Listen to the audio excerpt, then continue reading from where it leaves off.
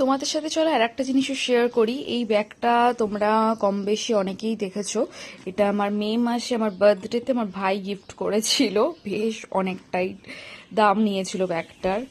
তো এই ব্যাগটার প্রবলেম হচ্ছে কি, যে এই ব্যাগটার নিজেরই ওজন এতটাই বেশি, তো জিনিসপত্র নেয়ার পর না বেশ অনেকটাই ভারী হয়ে যাচ্ছে। তো সো দ্যাট আমি এটা ক্যারি করতে গেলে আমার ঘাড়ে পেন হচ্ছে। তো ভাবলাম যে এটা মানে রেগুলার ইউজের জন্য না রেখে কোথাও যখন ঘুরতে যাব তখন ওটা ইউজ করব। তো আবার আমাকে এগেইন এই ব্যাগটা আবার কিনতে হলো। এটা কি সেম কোম্পানি? হ্যাঁ হ্যাঁ হ্যাঁ হ্যাঁ, এটা সেমই কোম্পানি।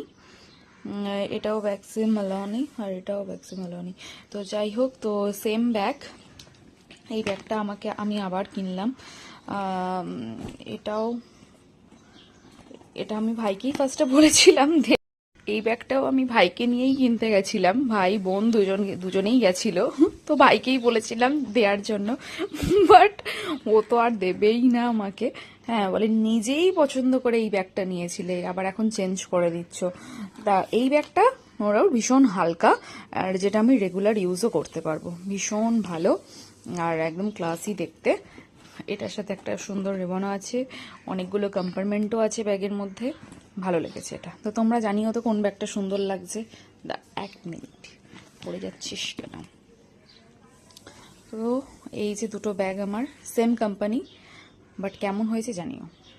এই নিউ ব্যাগটা কেমন লাগছে, আর এটা তো তোমরা অলরেডি দেখেছো।